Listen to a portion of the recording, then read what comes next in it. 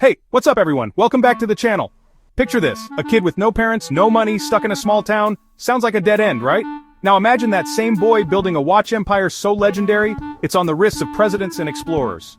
That's the unreal story of Hans Wilsdorf, the orphan who created Rolex. This one's got grit, genius, and a ticking clock to greatness. Stick around because you won't believe how it unfolds. Smash that like button if you're ready, and let's roll. It's 1881, and Hans Wilsdorf is born in Kulmbach, Germany. A sleepy little spot far from the glitz of luxury. Life hits hard early. By 12, both his parents are gone. Orphaned, he's shipped off to a boarding school, scraping by with his two older siblings. No silver spoon here, just a kid with big dreams and zero backup. At 19, he's like, I'm out of here, and lands a gig at a pearl trading company in Switzerland. But here's where it gets good. He switches gears, joins a watch firm called Kuno Quarter, and falls in love with timepieces. The dude's got an eye for precision, and he's just getting started. Fast forward to 1905, Hans is 24, broke but bold, and moves to London with his buddy Alfred Davis. They start a tiny watch biz called Wilsdorf and Davis, importing Swiss parts and selling to jewelers. But Hans has a wild idea, wristwatches. Back then, people thought wristwatches were for ladies. Men rocked pocket watches. Hans? He's betting it all on making them tough, accurate, and cool. In 1908, he coins the name Rolex. Short, snappy, and sounds fancy in any language. Boom, the dream's ticking. Here's the game changer. Hans obsesses over quality.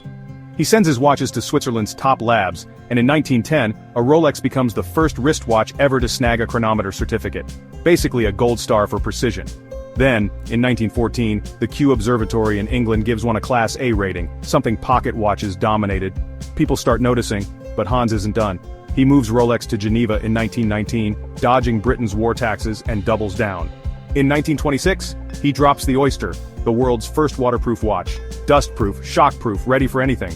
They test it by swimming it across the English Channel in 1927. Front page news.